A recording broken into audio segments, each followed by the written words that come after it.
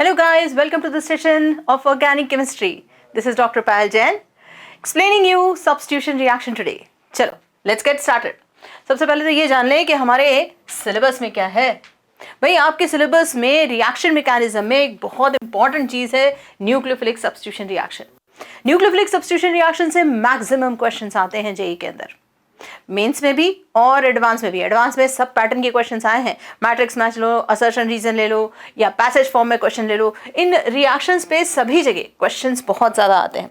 Now इन्हीं questions में nucleophilic substitution reaction में हमारे पास सिलेबस में क्या क्या है पहले हम ये चेक कर लें.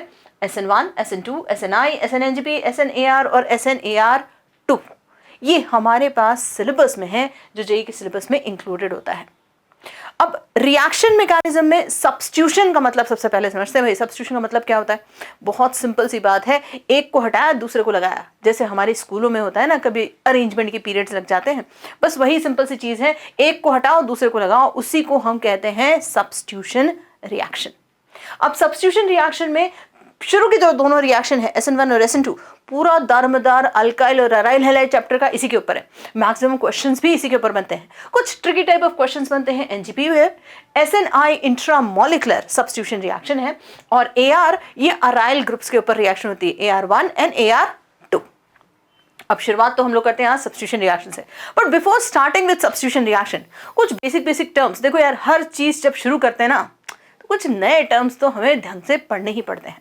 उन्हीं टर्म्स में अगर हम लोग शुरुआत करें तो सब्स्टिट्यूशन रिएक्शन में सबसे पहली चीज जो आपको समझनी पड़ती है वो है न्यूक्लियोफाइल. ये न्यूक्लियोफाइल्स होते क्या है भाई? न्यूक्लियोफाइल इलेक्ट्रॉन रिच स्पीसीज को कहते हैं. कौन सी इलेक्ट्रॉन रिच स्पीसीज? एक ऐसी इलेक्ट्रॉन रिच स्पीसीज जो कार्बन के सामने मत्था टेक दे, यानी कि कार्बन पार्शियल पॉजिटिव हो चाहे कार्बन कंप्लीटली पॉजिटिव चार्ज हो, उसके सामने आकर जय गुरुदेव ऐसा करने लग जाए. यानी कहने का मतलब है इसका इलेक्ट्रॉन क्लाउड डिस्ट्रॉट हो जाए. एक ऐसा बल्कि इलेक्ट्रॉन रिच स्पीसीज मॉलिक्यूल जो कि कार्बन की तरफ अपने इलेक्ट्रॉन क्लाउड को डिस्ट्रॉट कर दे. यानी अगर ये इलेक्ट्रॉन क्लाउड है तो ये इलेक्ट्रॉन क्लाउड को डिस्ट्रॉट होते हुए ऐसा हो जाए, इसी को हम कहते हैं न्यूक्लियोफाइल. बहुत सारे बच्चे इसे एक और टर्म से कंफ्यूज करते हैं जिसे हम लिखते हैं बेस. भाई बेस क्या होता है? बेस भी नेगेटिवली चार्ज स्पीसीज होता है, इलेक्ट्रॉन रिच स्पीसीज होता है, पर बेस और न्यूक्लियोफाइल में बहुत बड़ा फर्क होता है. बेस जो है वो कार्बन की तरफ अट्रैक्ट नहीं होता. बेस वो है, वो नजर रखता है किस पे? प्रोटॉन पे. वो प्रोटॉन को खींचने की कोशिश करता है. आपको तो पता ही है, कार्बन यदि पॉजिटिवली चार्ज होता है कहीं पर भी तो उसके पास दो इफेक्ट वर्क करते हैं, एक हाइपर कंजुगेशन और एक इंडक्टिव इफेक्ट करते ही हैं. और हाइपर कंजुगेशन आया नहीं कि प्रोटॉन जो है पॉजिटिवली चार्ज हुआ नहीं, और प्रोटॉन पॉजिटिवली चार्ज हुआ तो बेस बस बैठा रहता है. जैसे कहते हैं ना, शिकारी बैठा रहता है बस शिकार करने के लिए. तो जैसे H आयंस आया, जैसे ही पड़ोस में H आयंस बना या कहीं हाइड्रोजन एसिडिक हुआ, बस वो उसी को एब्स्ट्रैक्ट करता है. अच्छा, बेस के बिहेवियर के लिए जरूरी है कि इफेक्टिव न्यूक्लियर चार्ज बहुत जबरदस्त हो, यानी प्रोटॉन को खींचने की ताकत जबरदस्त होनी चाहिए. और न्यूक्लियोफाइल के लिए जरूरी है कि उसका क्लाउड इतना बल्कि होना चाहिए कि वो आसानी से डिस्ट्रॉट हो जाए टुवर्ड्स कार्बन पॉजिटिव. इसे हम न्यूक्लियोफाइल कहते हैं. अब न्यूक्लियोफाइल के बेसिस पे क्या जेई में क्वेश्चंस आते हैं? बिल्कुल आते हैं. आपको एक सीधा सीधा उदाहरण देती हूँ न्यूक्लियोफाइल का. हेलोजेंस के लिए क्वेश्चन जेई में आया था हेलोजेंस के ऊपर. अगर हम हेलोजेंस देखें तो सारे एनायन, फ्लोरीन, क्लोरीन, ब्रोमीन और आयोडीन, इन सभी एनायंस की अगर हम बात करें तो आप जानते हैं कि इन एनायंस में सबसे बल्कियर कौन सा है? आयोडीन. तो सबसे बेहतरीन न्यूक्लियोफाइल तो आयोडीन होना चाहिए. हाँ, होना तो चाहिए, बट यार यहां पर एक कहानी में ट्विस्ट है सॉल्वेंट का. यानी कि हमें यहाँ सॉल्वेंट पता होना चाहिए, नहीं तो हम इनकी न्यूक्लियोफिलिसिटी यानी कि डिस्ट्रॉशन होने की टेंडेंसी हम इजीली नहीं बता पाते. देखिए, अब before I start with the nucleophile मैं आपको सॉल्वेंट भी बता देती हूं. सॉल्वेंट्स दो टाइप के होते हैं. एक होता है पोलर और दूसरा होता है नॉन पोलर. पोलर का मतलब जिसमें इलेक्ट्रोनेगेटिविटी का डिफरेंस हो. सिंपल सी बात है, जहां इलेक्ट्रोनेगेटिविटी का डिफरेंस होता है उसी को हम नाम क्या देते हैं? पोलर. अब जब पोलर की बात करें तो पोलर दो टाइप के होते हैं, प्रोटिक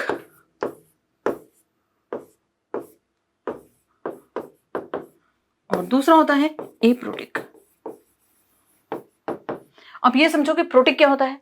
प्रोटिक का मतलब जो प्रोटॉन रिलीज करता हो सोल्यूशन में, जहां प्रोटॉन निकलता ही हो। जैसे सबसे पॉपुलर वन H2O, दूसरा दुनिया का सबसे ज्यादा पॉपुलर ROH, तीसरा CH3 COOH। ऐसे बहुत सारे सॉल्वेंट्स हैं जो प्रोटॉन को रिलीज करते हैं। एप्रोटिक का मतलब क्या होता है? एप्रोटिक मतलब पोलर तो हैं, ये सॉल्वेंट्स पोलर तो हैं, जैसे कि ईथर, जैसे कि एसीटोन, परंतु प्रोटॉन रिलीज नहीं करते हैं। जैसे कि DMSO, डाइमिथाइल सल्फर ऑक्साइड, कुछ नहीं है, एसीटोन में ही यहाँ कार्बन हटा के सल्फर लगा दो, बस सिंपल सी बात है। फॉर्मूला वही CH3SO CH3, ये DMSO हो गया। इस तरह से डाइमिथाइल फॉर्मामाइड DMF हो गया। ये सारे जो सॉल्वेंट्स हैं ये एप्रोटिक हैं। एप्रोटिक यानी कि पोलर तो हैं पर ये प्रोटॉन को रिलीज नहीं करते। नॉन पोलर सॉल्वेंट्स की कैटेगरी में आते हैं बेंजीन, CCl4, कार्बन बाइसल्फाइड, ये सारे नॉन पोलर सॉल्वेंट्स की कैटेगरी में आते हैं। अब हम अपनी उसी कहानी पे वापस आते हैं कि भाई फ्लोरीन, क्लोरीन, ब्रोमीन, आयोडीन आपने बताए थे एज न्यूक्लियोफाइल, तो अब इनके सॉल्वेंट्स में फर्क आ जाएगा? बिल्कुल आएगा। सबसे पहले लेते हैं non polar solvent. Non polar solvent जैसे कि बेंजीन में है, और हमारे पास है आयोडीन, क्लोरीन, फ्लोरीन और ब्रोमीन।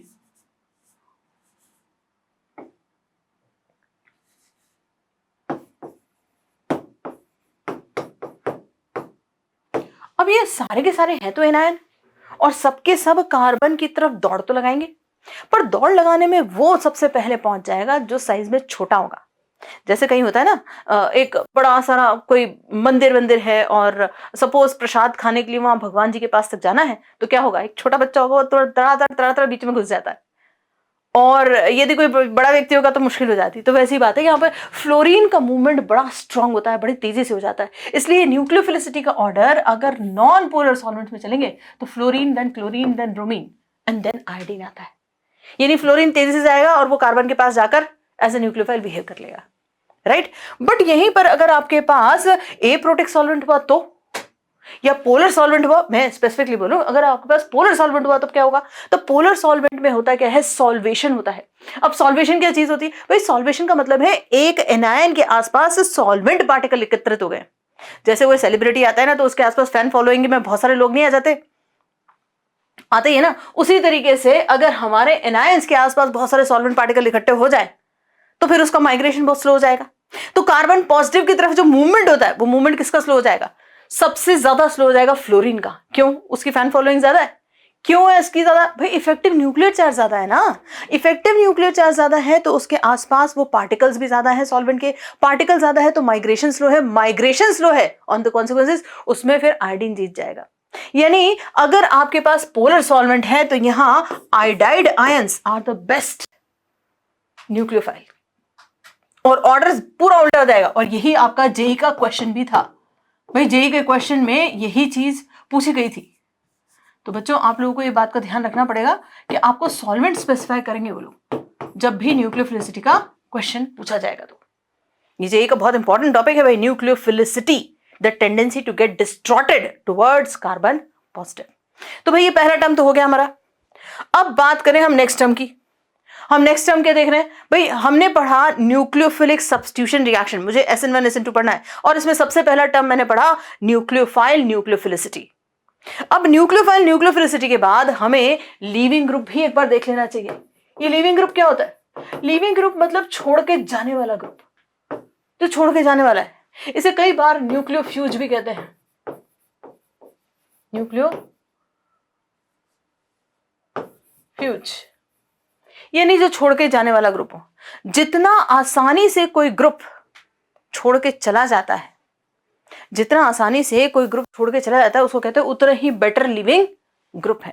अच्छा, बेटर लिविंग ग्रुप कौन सा होता है? वो जिसका बॉन्ड लेंथ काफी बड़ा हो, या जो एनायन छोड़ के जाने के बाद सोल्यूशन में स्टेबलाइज हो जाए, तो फिर वो आसानी से छोड़ के चला जाएगा, राइट। इन्हें कहते हैं हम लोग न्यूक्लियोफ्यूज। हालांकि अब इन सभी टर्म्स के बाद हमें जो इंपॉर्टेंट चीज देखनी है वो इन दोनों का डिफरेंस देखना है। SN1 और SN2 का डिफरेंस क्या है, क्या होता है SN1 और SN2 रिएक्शन। जो टर्म्स आपको अच्छे से आने चाहिए वो मैंने आपको बता दिए, न्यूक्लियोफाइल, न्यूक्लियोफिलिसिटी, और जो सॉल्वेंट का इफेक्ट है, और जो न्यूक्लियोफ्यूज होता है। अब जो मेन मुद्दे पर आते हैं वो है SN1 and SN2 reaction. SN1 and SN2 reaction. एक कंपैरेटिव स्टडी करते हैं। SN1 का मतलब हो गया न्यूक्लियोफिलिक सब्स्टिट्यूशन, जिसका ऑर्डर है 1। ये सिर्फ सबस्ट्रेट पे डिपेंड होने वाली रिएक्शन है, न कि सबस्ट्रेट और न्यूक्लियोफाइल पे डिपेंड होने वाली। SN2 का मतलब क्या हुआ? सबस्ट्रेट और न्यूक्लियोफाइल पे डिपेंड होने वाली रिएक्शन। अब SN1 और SN2 में डिफरेंस समझने का एक बहुत सिंपल सा तरीका है।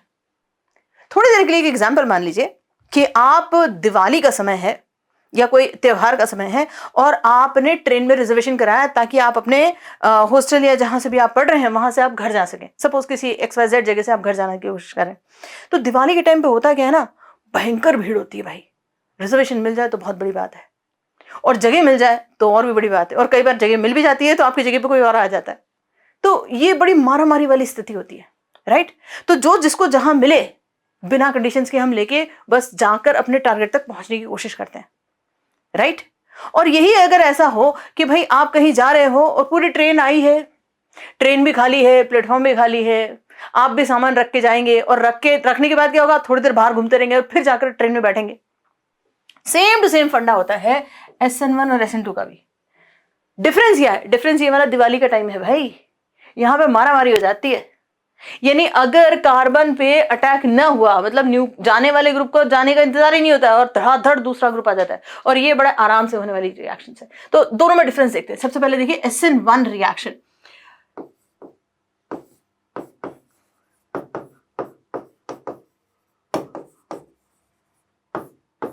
हैलाइड, यहां हेलोजन है, हैलाइड। अच्छा, हैलाइड में यहां देखिए ध्यान से, SN1 रिएक्शन के अंदर ये जो मॉलिक्यूल है ये सबसे पहले polar aprotic solvent, sorry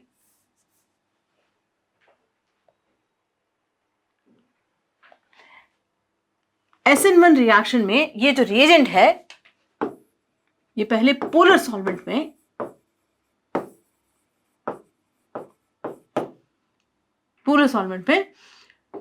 dissociate होकर कार्बोकेटायन जनरेट करता है, और ये रिएक्शन बहुत स्लो होती है, स्लो रिएक्शन आकर करती है।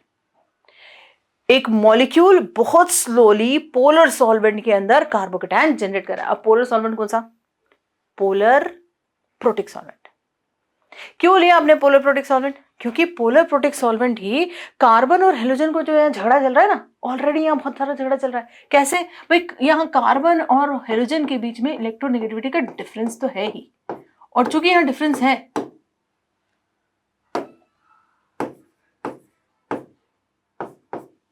चूंकि यहाँ इलेक्ट्रोनेगेटिविटी का डिफरेंस है, तो इस इलेक्ट्रोनेगेटिविटी डिफरेंस को ये सॉल्वेंट और ज्यादा क्या करता है? पुल कर देता है। तो ये दोनों बॉन्ड जो है ये आपस में बॉन्ड आसानी से पुल हो जाता है। पुल होता है तो बड़े स्लोली, क्योंकि सिग्मा बॉन्ड टूट रहा है तो एनर्जी तो लगती है, तो ये बड़े आसानी से नहीं टूटता, ये थोड़ा टाइम लेके टूटता है, और तोड़ने के बाद ये कार्बोकेटायन का जनरेशन कर देता है। और चूंकि ये बहुत स्लो होने वाली रिएक्शन है, इसलिए रेट जो कंप्लीटली डिपेंड करता है वो सिर्फ और सिर्फ अल्काइल हैलाइड के ऊपर ही डिपेंड करता है, बस। कार्बोकेटायन एक बार बना तो कार्बोकेटायन के अंदर तो रीअरेंजमेंट भी होता है, तो रीअरेंजमेंट भी होने के चांसेस यहाँ पे पूरे होते हैं। और फिर उसके बाद आता है न्यूक्लियोफाइल इस कार्बोकेटायन के ऊपर अटैक करने, और न्यूक्लियोफाइल आकर लग जाता है। ये हमारी बेसिक रिएक्शन होती है SN1 रिएक्शन। अच्छा, SN1 रिएक्शन वो टाइम है जब आप किसी ट्रेन में जा रहे हो और आपको आसानी से जगह मिल जाए, ट्रेन भी पूरी खाली पड़ी है, प्लेटफॉर्म भी आराम से घूमने लायक हो, तो आप अपना सामान रखते हैं, आराम से ट्रेन के आने का इंतजार करते हैं, फिर वहां पर बैठे रहते हैं और आराम से अपना सफर निकल जाता है। यहाँ न्यूक्लियोफाइल को कोई जल्दबाजी नहीं है, आराम से कार्बोकेटायन के बनने का इंतजार करता है। इसके कंसंट्रेशन से कोई लेना देना ही नहीं होता रिएक्शन में, इसका कंसंट्रेशन से रिएक्शन का कोई लेना देना ही नहीं है, क्योंकि रेट ऑफ रिएक्शन सिर्फ और सिर्फ अल्काइल हैलाइड पर निर्भर करती है। अब दूसरी कंडीशन देख लो भाई, SN2 वाली रिएक्शन, ये खतरनाक रिएक्शन है। यहां पर होता क्या है, मारामारी मची हुई है भाई। न्यूक्लियोफाइल जो है, न्यूक्लियोफाइल सबस्ट्रेट यानी कि हमारे अल्काइल हैलाइड पर इंतजार ही नहीं करता है। कभी आपने देखा है दिवाली के समय पे ट्रेन आई है, मतलब किसी स्टेशन पे मान लीजिए 10 मिनट के लिए आई है, तो जिस दरवाजे से लोग निकलते हैं ना उसी दरवाजे से लोग घुसना भी शुरू कर देते हैं। जबकि हम लोग सब बुद्धिजीवी, हम लोग ये जानते हैं कि उसी दरवाजे से आने पर होगा कुछ नहीं, क्लैशेस होंगे, लड़ाई होगी और कुछ भी नहीं हो सकता। बट लोग इंतजार ही नहीं करते कि पहले निकल तो जाए फिर उसके बाद जाए। नहीं, यहां पर भी इसमें इंतजार नहीं करने वाला है वो। न्यूक्लियोफाइल बिल्कुल भी इंतजार नहीं करता कि लिविंग ग्रुप छोड़ के जाए, बस कार्बन पॉजिटिव दिखाने की यहाँ डिस्ट्रक्शन शुरू हो जाता है। और इस वजह से यहाँ पर क्या होता है, ट्रांजिशन स्टेट फॉर्म होता है और बहुत स्लोली ये रिएक्शन होती है।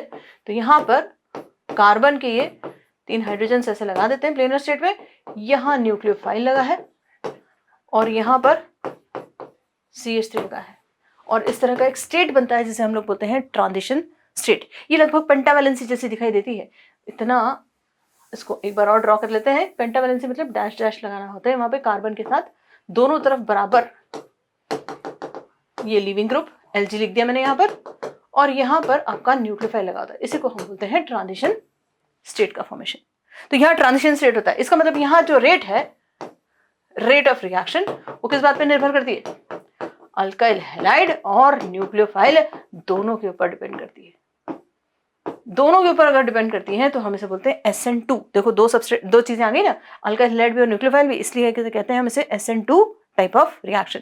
अब SN2 टाइप ऑफ रिएक्शन में एक बात और ध्यान रखो, यहाँ पोलर सॉल्वेंट था तो ये बॉन्ड टूटा, यहाँ सॉल्वेंट का कोई लेना देना ही नहीं है, यहाँ हमें एप्रोटिक सॉल्वेंट चाहिए।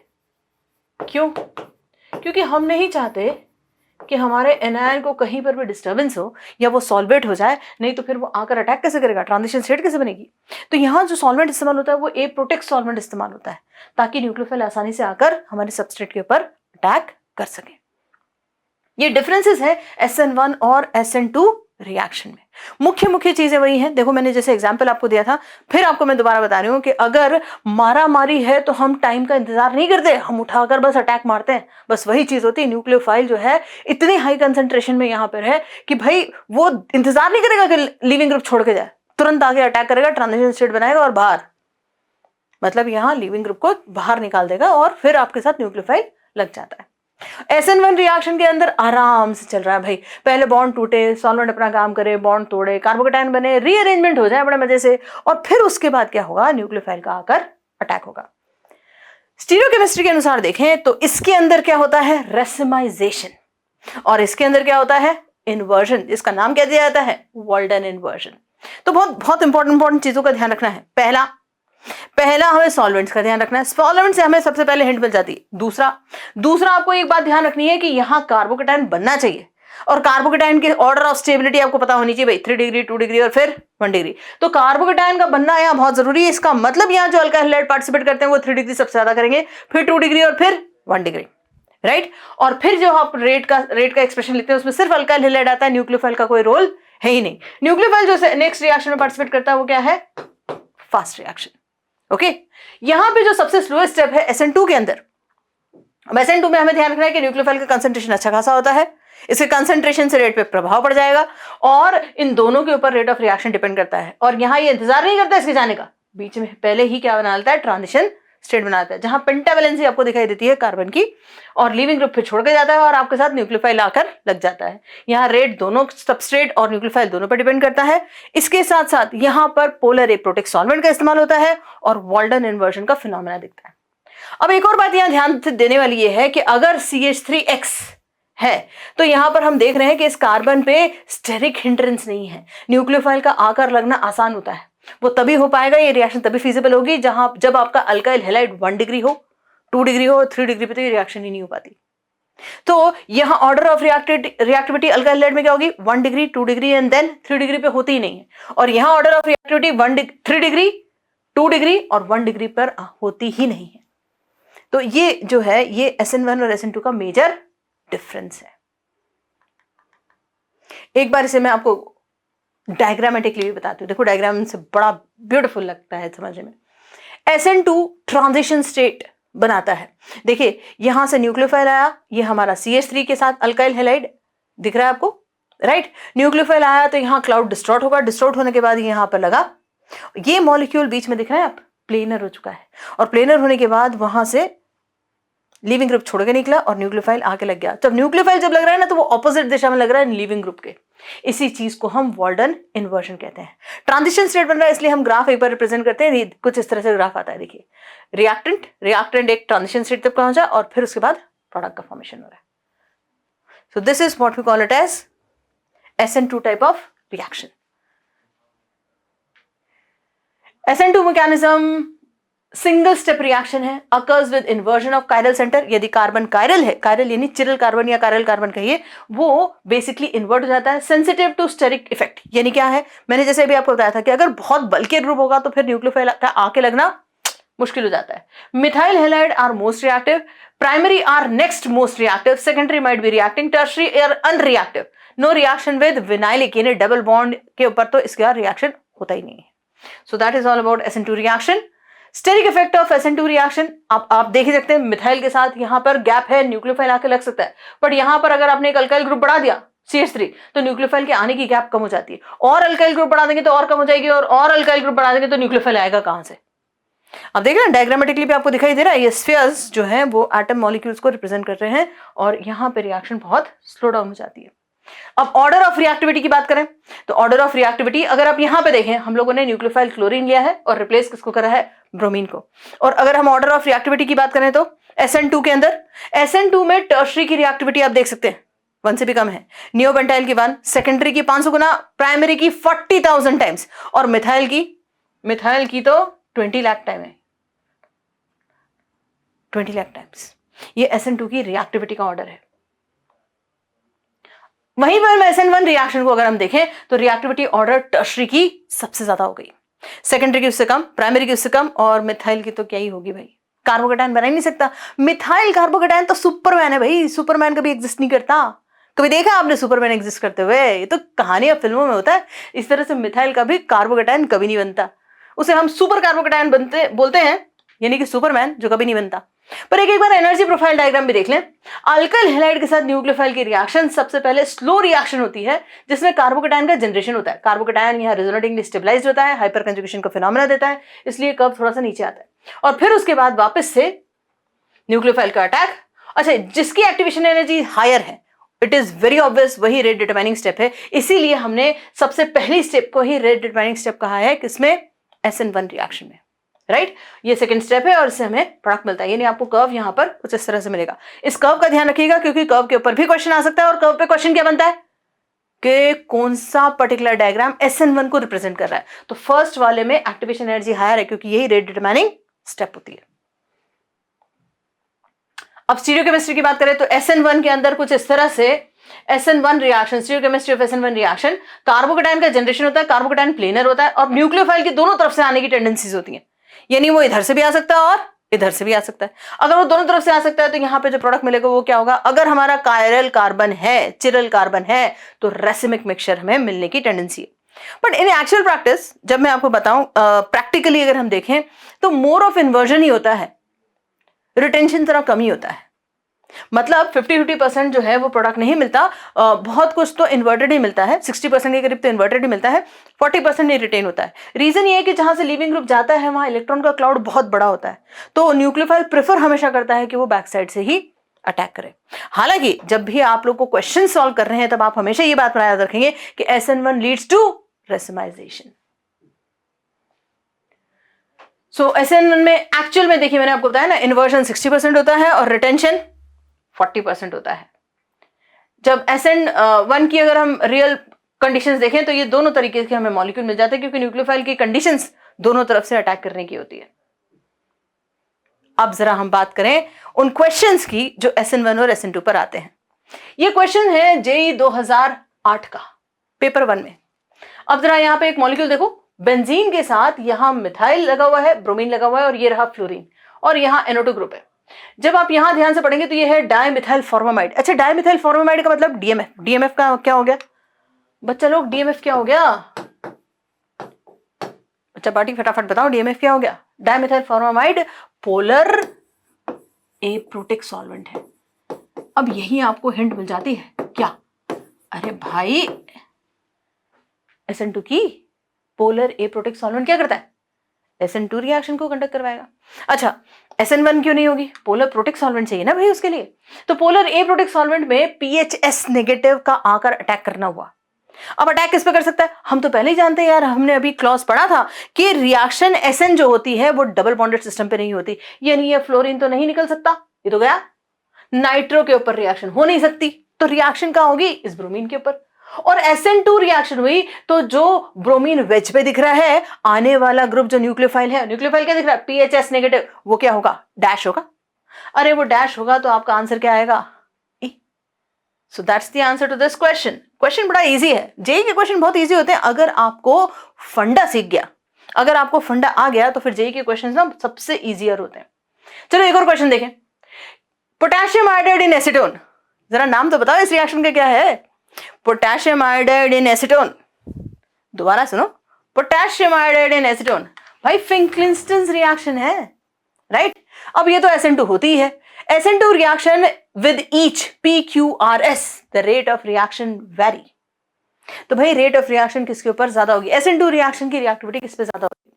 तो एक बात याद रखिए, SN2 रिएक्शन तब ज्यादा तगड़ी तरीके से होती है जब उसके पीछे कोई इलेक्ट्रॉन विड्रॉइंग ग्रुप हो, क्योंकि कार्बन पे इफेक्टिवली पॉजिटिव चार्ज बन जाएगा। अगर कार्बन पे पॉजिटिव चार्ज बन गया तो उसके ऊपर न्यूक्लियोफाइल आकर अटैक कर पाएगा, राइट? तो अगर आप यहां पे ध्यान से देखें, बहुत ध्यान से देखिए, सबसे ज्यादा रिएक्टिविटी किसकी है? और जैसे ही आप एनकाउंटर करेंगे कि सबसे ज्यादा रिएक्टिविटी किसकी है, वहीं आपको समझ में आ जाएगा कि इसका आंसर क्या होगा। बहुत सिंपल क्वेश्चन है 2013 का, आप यहां ध्यान से देखिए, आंसर बी आएगा। बताइए क्यों? सबसे ज्यादा रिएक्टिविटी एस मॉलिक्यूल की होगी। क्यों? क्योंकि पीछे कार्बन है, कार्बन ग्रुप इलेक्ट्रॉन विड्रॉ करके यहां कार्बन पे इफेक्टिवली पॉजिटिव चार्ज मेंटेन रख लेगा, जिसकी वजह से रिएक्टिविटी सबसे तेज हो जाएगी। अच्छा, एस के बाद पी क्यों? यार SN2 रिएक्शन है, मिथाइल क्लोराइड पे तो सबसे इजी होगी, लीस्ट स्टेरिकली हिंडर्ड। फिर उसके बाद आर के अंदर जो बनेगा यहाँ पे कार्बन, उसको ये पाई इलेक्ट्रॉन क्लाउड जो है वो विड्रू कर रहा होगा, मतलब sp2 हाइब्रिडाइज्ड कार्बन है ना यहाँ पर। और सबसे लीस्ट रिएक्टिविटी किस पे हो जाएगी? क्यू पर, क्योंकि यहाँ स्टेरिक हिंड्रेंस दिख रहा है। सो क्वेश्चन बहुत इजी होते हैं, बस उसको हैंडल करने का तरीका आना चाहिए आपको। नेक्स्ट क्वेश्चन देखिए। अच्छा, ये सोल्यूशन भी देखिए, इसमें अगर आप सोल्यूशन ध्यान से देखें तो रिएक्टिविटी का ऑर्डर यहाँ देखिए 1 लाख टाइम्स है, यहाँ 200 टाइम्स, यहाँ 79 टाइम्स और यहाँ 0.02। ये SN2 की रिएक्टिविटी का ऑर्डर है। नेक्स्ट क्वेश्चन देखते हैं। ये मल्टीपल चॉइस क्वेश्चन है 2017 का। मैंने आपको कहा था जेईई एडवांस में भी सारे क्वेश्चंस आते हैं, तो मल्टीपल चॉइस क्वेश्चन में for the reaction for the following compound the correct statement with respect to nucleophilic substitution reaction are. अब अगर इन सभी मॉलिक्यूल में देखो तो ये बेंजाइल है, ये साइक्लोहेक्साइल का ये प्राइमरी हो गया, ये 3 डिग्री है और ये बेंजाइल के साथ मिथाइलेटेड भी है। तो मैं अगर बहुत ध्यान से देखूं तो ये वाला जो है ये बड़ी आसानी से ब्रोमीन को लूज करेगा। ये तो सिर्फ अभी ऑब्जर्वेशन है। चलो ऑप्शंस पढ़े। First and second follow SN1 reaction. तो अगर फर्स्ट मॉलिक्यूल को देखोगे तो बेंजाइल कार्बोकेटाइन है, बनता है भाई, कार्बोकेटाइन तो आसानी से बन जाएगा। और थर्ड वाला देखें, क्या ये कार्बोकेटाइन आसानी से बना लेगा? 3 डिग्री है, बनना तो चाहिए। तो क्या ये दोनों SN1 रिएक्शन दे देंगे? मुझे तो लगता है बराबर होना चाहिए। Very correct. चलो दूसरा देखें, first and second follow SN2 reaction. First वाले में कार्बोकेटाइन का जनरेशन, भाई कार्बन जहां पॉजिटिव बना के रखा होगा उसके पीछे वाला जो कार्बन है ना, उसको अगर आप ध्यान से देखें तो वो sp2 हाइब्रिडाइज्ड है। sp2 हाइब्रिडाइज्ड में इलेक्ट्रोनेगेटिविटी ज्यादा होती है, यानी ये पॉजिटिव चार्ज इफेक्टिवली मेंटेन कर रहा है। अगर मेंटेन कर रहा है तो SN2 रिएक्शन बराबर इसके ऊपर अच्छे से होगी। और अगर इसके ऊपर SN2 रिएक्शन हो रही है तो क्या सेकंड वाले में भी SN2 होगी? हाँ, वो 1 डिग्री है, 1 डिग्री पे भी तो SN2 रिएक्शन आसानी से हो जाएगी, बिल्कुल हो जाएगी। तो मेरे ख्याल से सेकंड स्टेटमेंट भी क्या हुआ? करेक्ट हो गया। Compound fourth undergoes inversion of configuration. Inversion of configuration कहां होता है भाई? SN2 रिएक्शन में। तो क्या कंपाउंड फोर्थ के ऊपर इन्वर्जन ऑफ कॉन्फिगरेशन हो जाएगा? हाँ, है तो बेंजाइलिक कार्बोकेटाइन ही, तो बिल्कुल हो जाएगा, क्यों नहीं होगा। The order of reactivity of first third fourth is, तो सबसे ज्यादा रिएक्टिव फोर्थ, फिर उसके बाद फर्स्ट और फिर उसके बाद थर्ड। ये भी ठीक है, रिएक्टिविटी का ऑर्डर यही होगा। अगर हम रिएक्टिविटी का ऑर्डर देखें तो सबसे पहले बेंजाइल, फिर उसके बाद पहले फोर्थ, फिर उसके बाद फर्स्ट और फिर उसके बाद कौन सा होगा? थर्ड। ये रिएक्टिविटी का ऑर्डर है। तो क्या चारों स्टेटमेंट सही है? इस पर्टिकुलर क्वेश्चन में चारों स्टेटमेंट सही है। नेक्स्ट क्वेश्चन देखते हैं, जेईई एडवांस 2023, ये लेटेस्ट क्वेश्चन निकाला है। अब इस लेटेस्ट क्वेश्चन में देखना है, match the reaction of list 1 with the features and the product in list 2 and choose the correct option. अभी लेटेस्ट क्वेश्चन है भाई। अब इस लेटेस्ट क्वेश्चन में देखिए, पी ऑप्शन देखा है 1 bromo to phenyl two ethyl pentane. थोड़ा सा ट्रिकी है, अगर आप स्ट्रक्चर बना के नहीं देखोगे ना तो गड़बड़ हो जाएगी। मतलब देखो यहां पर 1 ब्रोमो 2 इथाइल पेंटेन, पेंटेन बना है, ये रहा पेंटेन, यहां लगा दीजिए इथाइल ग्रुप और यहां 1 पे ब्रोमो लगाना है, तो यहां पे 1 पे ब्रोमो लगा देते हैं। ठीक है भाई, अब अगर आपको क्लियर नहीं दिख रहा हो तो मैं एक बार और बनाती हूं इसको।